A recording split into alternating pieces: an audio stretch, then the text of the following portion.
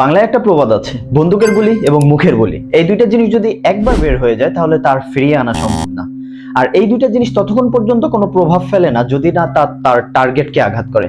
আসসালামু আলাইকুম everyone, this is Raihan Ahmed, welcome to the brand new video. আজকে যে বিষয়টা নিয়ে কথা বলবো সেটা হচ্ছে voice. The voice, what do you mean by voice?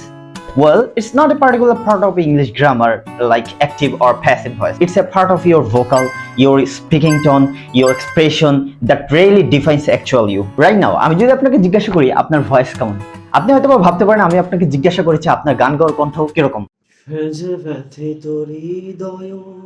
আছে বিছায়ে তোমালো কুঞ্জ পথে সজল ছায়াতে, ব্যথিত হৃদয় আছে বিছায়ে তোমালো কুঞ্জ পথে সজল ছায়াতে, নয়নে জাগিছে করুণ রাগিনী শ্যামল সুন্দর।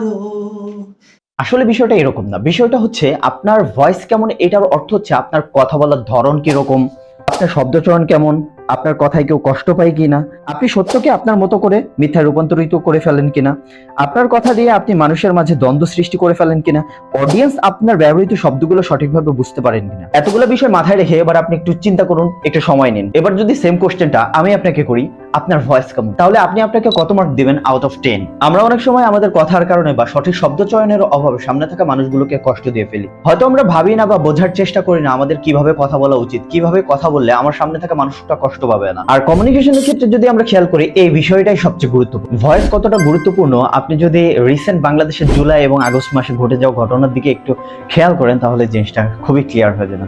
মুক্তিযোদ্ধাদের নাতিপুতিরাও পাবে না, তাহলে কি রাজাকারের নাতিপুতিরা পাবে?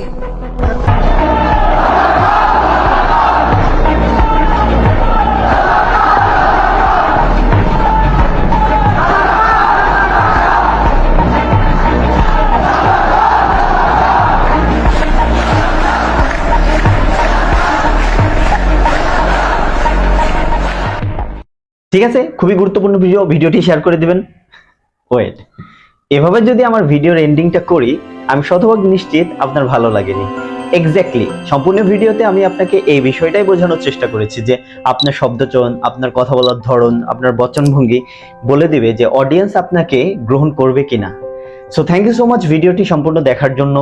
আর আসুন আমরা সুন্দর সুন্দর শব্দ ব্যবহার করে সুন্দর করে কথা বলি। আল্লাহ হাফেজ।